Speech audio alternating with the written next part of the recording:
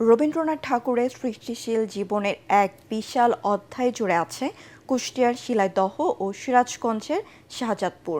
শিলাইদহ অবস্থানকালেই ফকির লালন শাহের বাউল দর্শনে প্রভাবিত হয়ে কবি খুঁজে পেয়েছিলেন তার মনের মানুষ ও জীবন দেবতার সন্ধান। কবির সেই স্মৃতি ধন্য আঙ্গিনায় এখন চলছে ১৬৫তম জন্মজয়ন্তীর শেষ মুহূর্তের প্রস্তুতি। কুষ্টিয়া ও শাহজাদপুর প্রতিনিধির পাঠানো তথ্যচিত্রে আরও জানাচ্ছেন আসিফুর রহমান সাগর। কুষ্টিয়ার কুমারখালীর শিলাইদহ, যেখানে পদ্মার ঢেউ আর গ্রামীণ প্রকৃতির নিবিড় সান্নিধ্যে কবি খুঁজে পেয়েছিলেন তার সৃজনশীলতার সর্বোচ্চ চূড়া। এই জনপদেই লালন শাহ সহ বাংলার বাউল সাধকদের লোকজ সুর ও জীবন দর্শনে প্রভাবিত হয়েছিলেন কবিগুরু।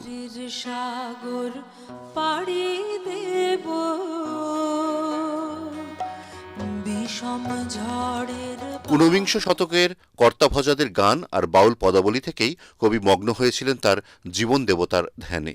শিলাইদহে বসেই তিনি লিখেছিলেন সোনার তরী, চিত্রা কিংবা চৈতালির মতো বিশ্বজয়ী কাব্য।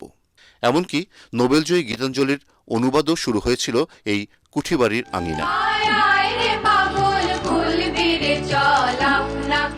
২৫শে বৈশাখ কবির ১৬৫তম জন্মবার্ষিকী উপলক্ষে শিলাইদহ কুঠিবাড়িতে এখন সাজ রব। অনুষ্ঠানকে আরো উপভোগ্য করার জন্য আপনারা জানেন এখানে কবির অনুষ্ঠান উপলক্ষে কবির রচিত গান, কবিতা, নাটক এগুলো মঞ্চস্থ হবে। আবাসন সুবিধা ও সার্বিক সংস্কারের দাবি দর্শনার্থীদের। এখানে স্যানিটেশন যে প্রবলেমটা আছে, তারপরে হচ্ছে বিশ্রামাগারের সমস্যা আছে, পানি সুপেয় পানির ব্যবস্থা হলে আমাদের মতো দর্শনার্থীদের জন্য অনেক ভালো হয়। আমরা ২০ কিলোমিটার পথ পাড়ি দিয়ে কুঠিবাড়িতে আসতে হয়, তো এখানে যদি আশেপাশে কোনো রেস্ট হাউস বা থাকার মতো কোনো গেস্ট হাউস হয়, তা আমরা উপকৃত হবে এবং যারা আসবে তাদের জন্য অনেক ভালো হবে।